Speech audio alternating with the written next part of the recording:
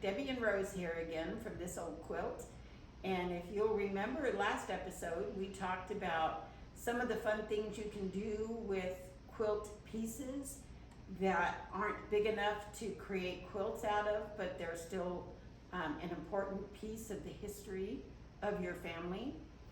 And today we're going to talk about, I'm going to have Rose share with you one of the things she discovered that she can do with a quilt top that was not finished, and it's absolutely amazing. I can't wait for her to share it with you.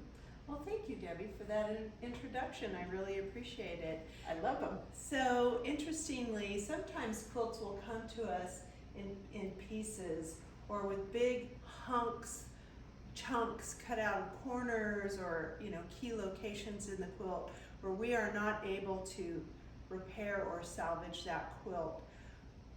And we don't want to lose the value of all the work that was done in the rest of that quilt. So right. I personally needed to recover my dining room chairs. My chairs had been recovered 20 some odd years ago and had stains, and I really wanted to bring in some certain colors and some certain designs. Went to town, went shopping, and didn't find what really pleased my soul. And I remembered that I had this antique quilt top that had been entirely hand-pieced in the 1880s and was really beautifully done. But again, there were large sections missing from this quilt top. So there would have been really no way for me to, it would have been an extraordinary amount of time, inordinate effort to actually complete this antique top. So I did some quick measuring and realized that yes, I could cover my dining room chairs and repurpose this antique top. So there are many, many colors in these chair tops, but overall it has a very nice theme and a very warm feel to the upholstery. And it complements the chairs. The chairs are older chairs. Yes. And I think the way you finished them is just incredible. Yes. How did you piece those, or how did you adhere those to the cushions, Rose? So these cushions are attached to the chair with 4 simple little screws. I unscrewed those and was able to take the top off. And I did some measuring and was able to cut out enough pieces to give myself cover 6 chairs. Now, some of the detail that I think is important for you to consider when you're cutting out pieces of an antique top is that you measure twice and you cut once, right? The old rule. So I tried to have at least one row very centered on each chair so that there was symmetry with the quilt design. And also you can see that this is hand quilted with the darker points all in a row and the lighter points in a row. So I then lined up this antique quilt top so that everything was very symmetrical, and all of the chairs have this linear design with the way I finished the top.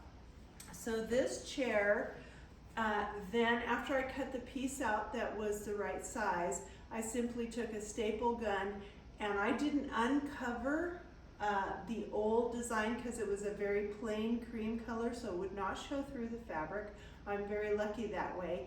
If you have a chair that's a very bold or dark, a bold design, dark print, something that's going to show through, or if it's just a very thin top rather than a full quilt, you may have to take the old covering off. I was lucky I didn't have to do that. Did you face this fabric, Rose? Did you put muslin on the back? I did not, because Okay. my cream colored prior, my old chair covers was cream colored, and that sufficed for me. The second thing I did was, so then I would pull the quilt top down very tight and I stapled it.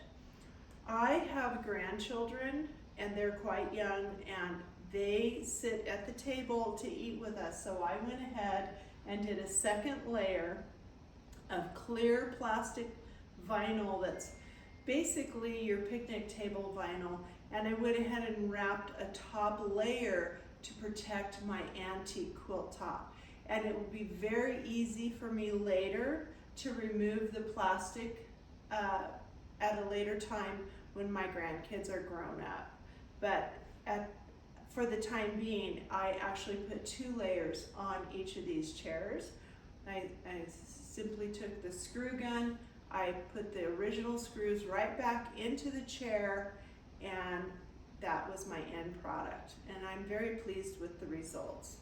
I think that salvaging this quilt top was the right decision for me. I love the design and the colors that were brought in. But again, there's so many things that we can do with an antique quilt in our home. I totally agree, and this has inspired me. I have an old top that is going to become a set of curtains. I think that will be a very good use of my antique top that I cannot reuse. So what will you do with yours? That's a great question, and somebody up there will be very happy. Yes. Because her quilt is still being used. Absolutely.